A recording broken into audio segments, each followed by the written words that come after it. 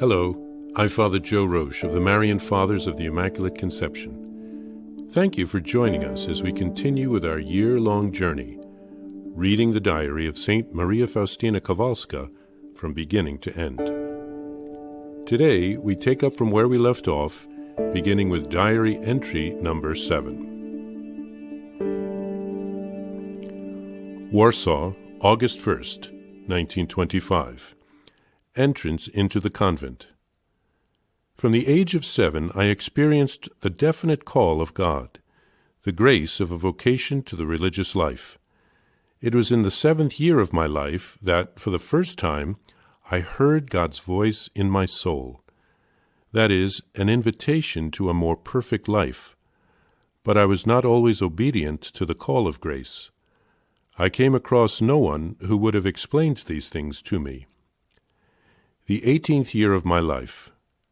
An earnest appeal to my parents for permission to enter the convent.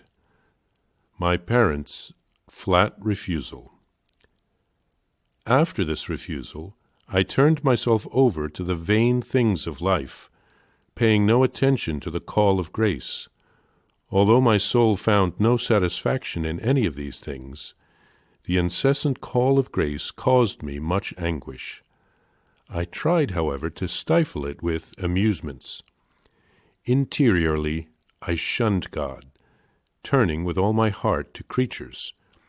However, God's grace won out in my soul. Once I was at a dance, probably at Roesch, with one of my sisters. While everybody was having a good time, my soul was experiencing deep torments. As I began to dance, I suddenly saw Jesus at my side. Jesus, racked with pain, stripped of his clothing, all covered with wounds, who spoke these words to me: "How long shall I put up with you, and how long will you keep putting me off?" At that moment, the charming music stopped, and the company I was with vanished from my sight, and there remained Jesus and I. I took a seat by my dear sister, pretending to have a headache in order to cover up what took place in my soul. After a while I slipped out unnoticed, leaving my sister and all my companions behind, and made my way to the Cathedral of St. Stanislaus Kostka. It was almost twilight. There were only a few people in the cathedral. Paying no attention to what was happening around me, I fell prostrate before the Blessed Sacrament and begged the Lord to be good enough to give me to understand what I should do next. Then I heard these words: "Go at once to Warsaw. You will enter a convent there." I rose from prayer, came home, and took care of things that needed to be settled. As best I could, I confided in my sister what took place within my soul. I told her to say goodbye to our parents, and thus, in my one dress, with no other belongings, I arrived in Warsaw. When I got off the train and saw that all were going their separate ways, I was overcome with fear. What am I to do? To whom should I turn, as I know no one? So I said to the Mother of God, "Mary, lead me, guide me." Immediately I heard these words within me, telling me to leave the town and go to a certain nearby village, where I would find a safe lodging for the night. I did so, and found, in fact, that everything was just as the Mother of God told me. Very early the next day, I rode back into the city and entered the first church I saw, St. James Church, at Grojecka Street in Ochota, a suburb of Warsaw. There I began to pray to know further the will of God. Holy Masses were being celebrated one after another.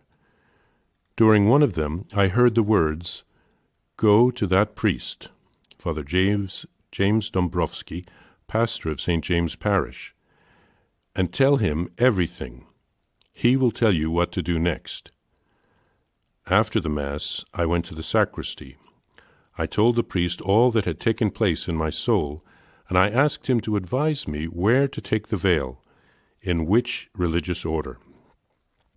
The priest was surprised at first, but told me to have strong confidence that God would provide for my future.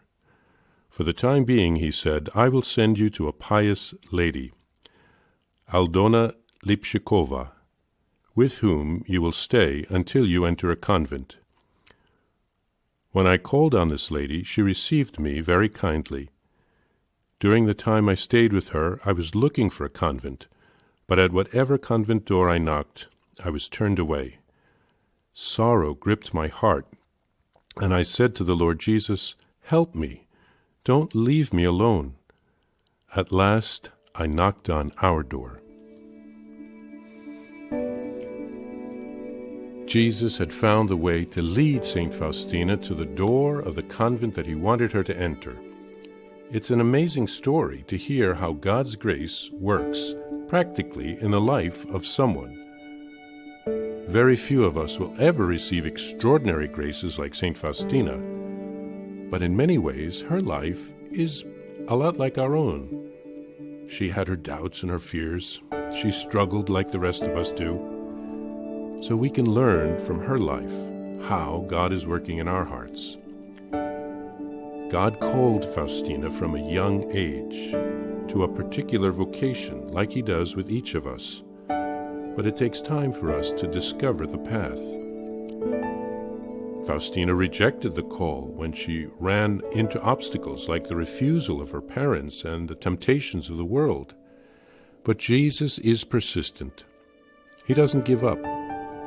So then we can see how Jesus will find a way of communicating his will to us if we open our hearts to him.